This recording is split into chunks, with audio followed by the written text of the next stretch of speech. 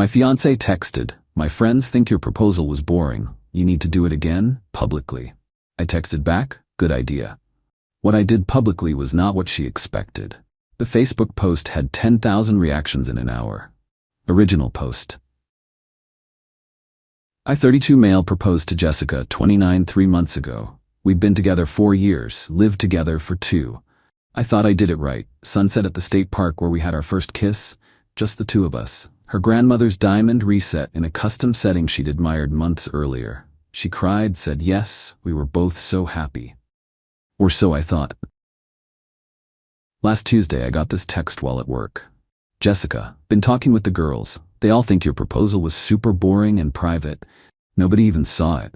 You need to do it again, properly this time. Publicly. Make it special. Rachel's boyfriend did a flash mob. Megan got proposed to at a baseball game on the Jumbotron. I deserve that too." I stared at my phone for a solid minute. Boring? The place where we first kissed was boring? The ring I spent 4 months designing was boring?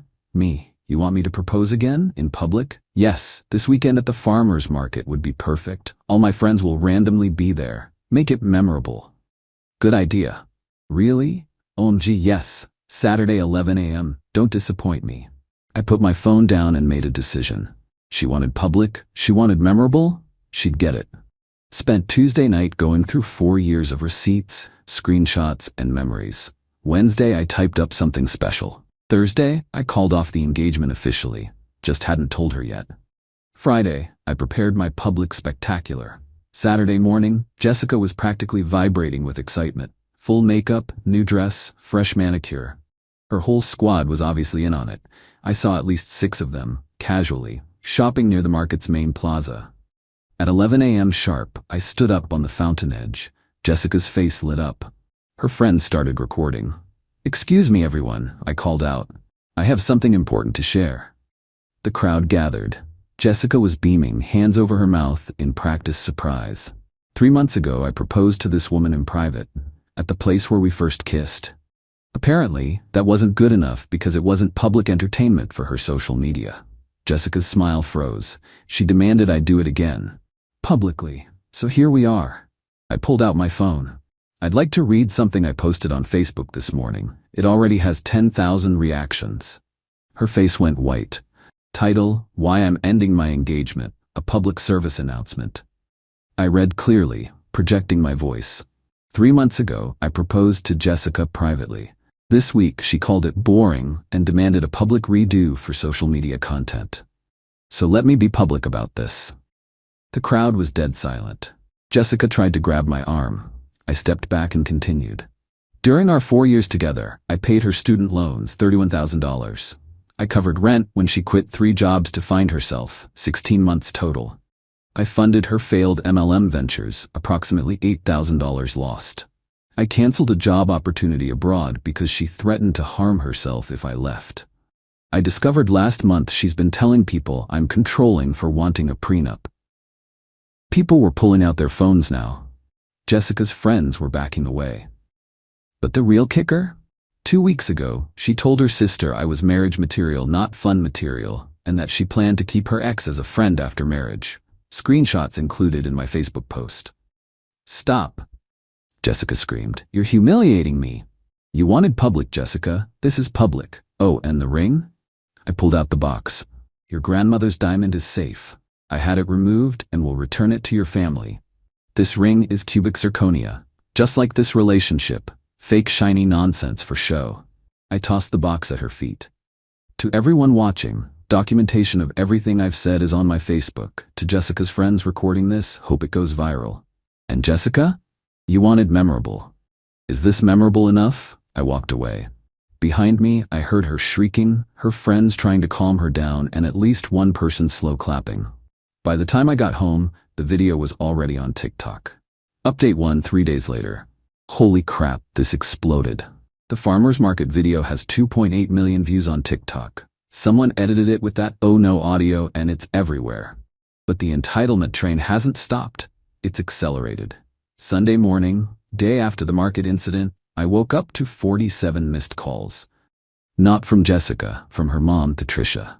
This woman has always been intense. Finally answered on call 48. How dare you humiliate my daughter like that? You're a monster. She demanded a public proposal. I gave her a public response. She deserves an apology and the real ring back. That was a family heirloom. The stone was. It's been removed, and I'll return it to your family. The setting I paid for stays with me. You're legally required to give it back. It's an engagement ring. The engagement she effectively ended when she called it boring and demanded a performance. I'm done discussing this. We're suing you for emotional distress and defamation.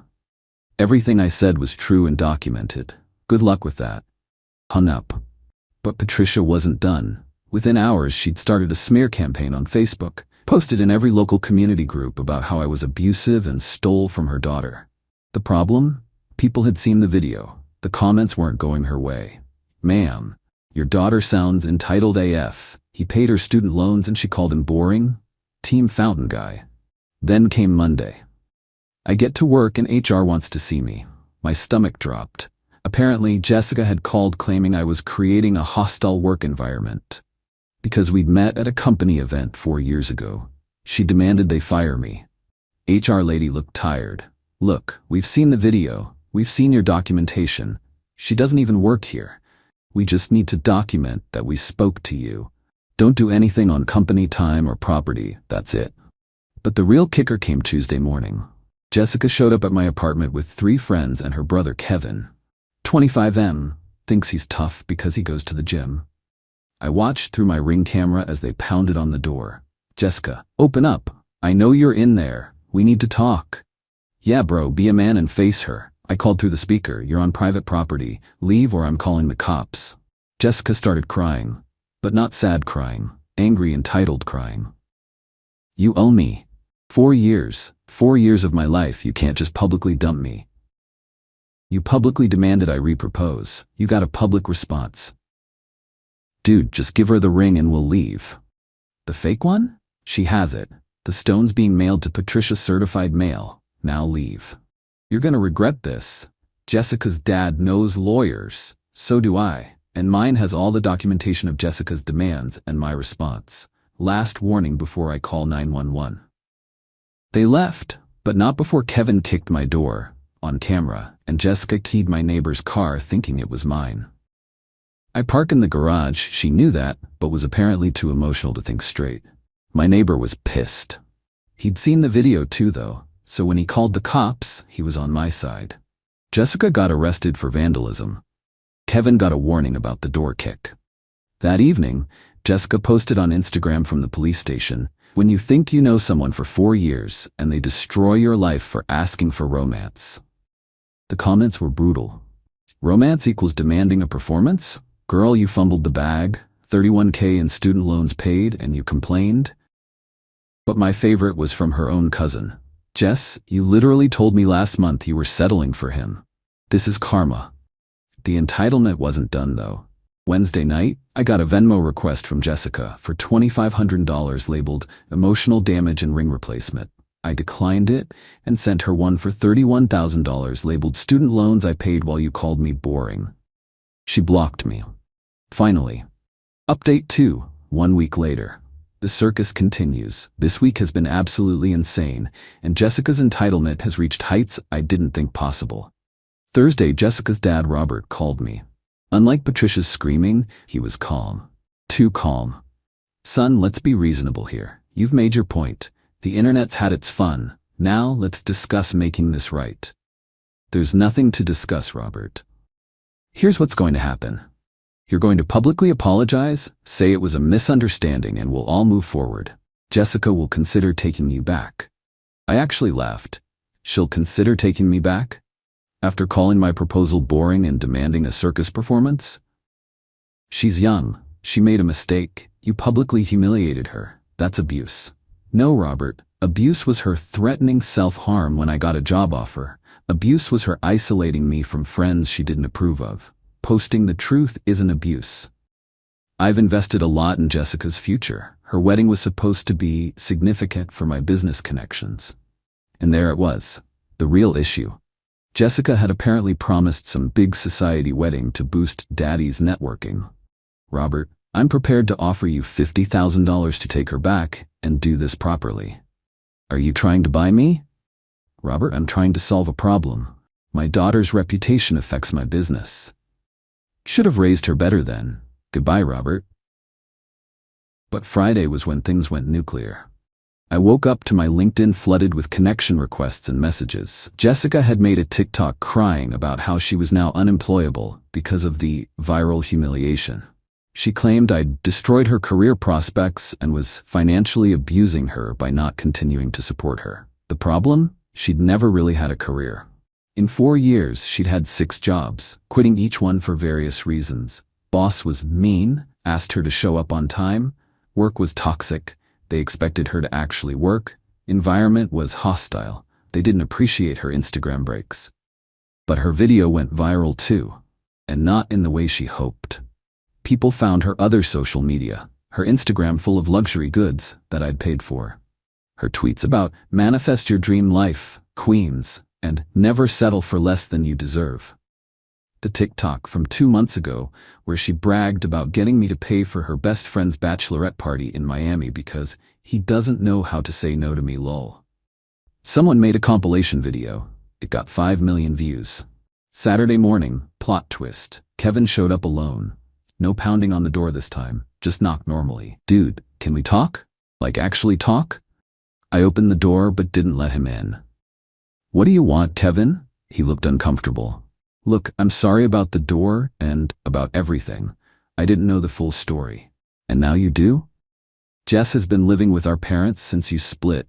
It's been educational. She demanded Mom make her breakfast this morning because she was too traumatized to cook, then threw a fit because the eggs were scrambled, not poached.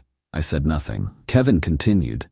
She's been saying you're abusive and controlling, but she also told Mom you were financially abusive for not paying her credit card this month. The one you never agreed to pay, that she maxed out after you split. Sounds about right. She's also been texting her ex, Brad, telling him you were psycho jealous of him and that's why you humiliated her. Brad screenshot them and posted them. He's married now and his wife wasn't happy about Jessica calling him at 2 a.m. crying about being available again. Why are you telling me this? Kevin sighed. Because my family's insane, and you deserve to know you did the right thing. Also, Jess is planning something. She's been on the phone with some image consultant about fixing her narrative. Just watch out. Sunday, I found out what that meant. Jessica did a podcast interview with some relationship guru who runs a Queens Supporting Queens platform. The entire thing was about surviving narcissistic abuse and recognizing financial manipulation in relationships. She actually said with a straight face that paying her student loans was a form of control because it made her dependent on me. The proposal was designed to isolate her from her support system. And the public breakup was typical narcissistic rage because she'd started standing up for herself. The podcast host ate it up. So brave, so strong. You're an inspiration to women everywhere. Then came the real grift. Jessica announced she was writing a tell-all memoir called Boring Men, Broken Dreams, My Journey from Public Humiliation to Empowerment. She was taking pre-orders at $49.99, promising to expose the dark truth about our relationship and share never-before-seen evidence of my supposed abuse. She set up a whole website with her crying farmer's market photo as the header. The pre-order page had testimonials from her friends about how brave and inspiring she was. Patricia even wrote one calling me a master manipulator who used money to control an innocent young woman. Within hours, the internet investigators went to work. Someone found that the website's testimonials were just copied from other self-help books with names changed. Another person discovered the ISBN number she was using belonged to an already published cookbook about grilling techniques. But the best part? Her sample chapter accidentally included tracked changes showing her friend Kayla's edits. Comments like, "This sounds too fake," and "Nobody will believe he said this," and "Maybe tone down the victim stuff a little," were still visible in the document she uploaded. The literary community roasted her. Book Twitter had a field day. Someone started a parody account writing excerpts from the book that were just increasingly absurd claims. My favorite, He insisted on breathing the same air as me, which I now recognize as atmospheric abuse. Monday morning, she pivoted again. Now she was starting a coaching business for empowering women in toxic relationships. Her first workshop, recognizing financial abuse when his money becomes control. Price, $299 per ticket. The flyer used a photo from the farmer's market, specifically the moment I was reading from my phone, edited to make me look aggressive while she looked victimized. That was too far. I called my lawyer. Final update, 3 weeks later. The legal letter shut down Jessica's consulting business before it started. Turns out using someone's image for commercial purposes without consent while making defamatory claims is legally problematic. Who knew? Jessica responded by having Patricia call me sobbing about ruining Jessica's only chance at independence. The irony of calling her grift attempt independence while demanding I fund her life was lost on them. But the real finale came 2 weeks ago. Jessica's friend Megan, the one with the baseball stadium proposal, reached out. She wanted to meet for coffee. Against my better judgment, I agreed. I owe you an apology, she started. We all encouraged the public proposal thing. We made her feel like yours wasn't good enough. Why? Megan looked ashamed. Honestly, jealousy. Your proposal sounded perfect. Personal, meaningful, thoughtful, but Jessica kept saying she felt left out because we all had these big public moments and stories to tell. We fed into it. She paused, then added. Also, you should know, Brad contacted her first, not the other way around. He saw the farmer's market video and thought she'd be fun now that she was single. When she started talking about getting back together with you for the money, he leaked everything. Wait, she was planning to get back with me? Megan nodded. The plan was public reproposal, huge wedding, wait a year, then divorce with alimony. She literally called it her retirement plan. Her dad was in on it. That's why he offered you money. I sat there, coffee getting cold, processing this. Megan continued. Rachel and I were there when she was coaching with that image consultant. The woman told her to claim abuse for sympathy and donations. Jessica laughed and said, he was so boring, making him sound abusive will be easy. Why are you telling me this? Because it's wrong. And because Jessica's now trying the same thing with another guy. Met him 2 weeks ago. Already talking about marriage. He deserves to know what he's getting into. She gave me his contact info. I reached out, sent him the video and documentation. He thanked me and blocked Jessica that same day. Last week was the grand finale. Jessica made one last-ditch effort. She created a fake Instagram account and DM'd my sister, telling her I was mentally unstable and dangerous and she should check on me. My sister, who'd never liked Jessica, screenshot everything and sent it to me. That was enough for a restraining order. Jessica was served papers at her parents' house. According to Kevin, who texted to apologize again, she had a complete meltdown. Threw things, screamed about the injustice, and then demanded her parents sue me for destroying her life. Robert finally had enough. Told her she had 30 days to get a job and move out. Patricia protested, but Robert was done. His business had actually suffered from the association with the viral video. 2 major clients had pulled out of deals, citing concerns about family values. Yesterday I got a text from an unknown number. It was Jessica, using a friend's phone. You win. Happy? I'm working at Target now. Target. I have a degree. This is your fault. I'll never forgive you for this. I didn't respond. Just added the number to the restraining order documentation. The farmer's market proposal video is still circulating, now with 8.2 million views across platforms. Someone made it into a meme template. When you demand a public proposal, when you get a public response. I'm doing okay. Therapy helped process the relationship patterns I'd ignored. Turns out paying someone's way through life while they call you boring is not, in fact, normal or healthy. Who would have thought? Started dating someone new last month. When I told her about the whole situation on our 3rd date, she laughed and said, please tell me someone saved that video. We watched it together. She high-fived me at the ring reveal. Last night, she asked what I learned from the whole experience. That when someone shows you who they are, believe them. And when someone demands a public spectacle, give them one they'll never forget. She laughed. Remind me never to demand a public proposal. Deal. But just so you know, I'm never proposing again. Next girlfriend gets a discussion about maybe going to City Hall. Sounds perfect. Boring, but perfect. We both laughed. Boring never sounded so good. Oh, and Robert's business? Down 30% last quarter. Turns out when your daughter goes viral for entitlement and you try to buy her way out of it, people notice. Patricia started a blog about mothers suffering from cyberbullying. It has 4 subscribers, all family members. Kevin apologized one more time and we actually grab beers occasionally now. He's a good dude who just got stuck with a problematic sister. And Jessica? Still working at Target, according to Kevin. Still living with her parents. Still posting inspirational quotes about rising from the ashes and queens recognizing their worth. Still single. Funny how that works out.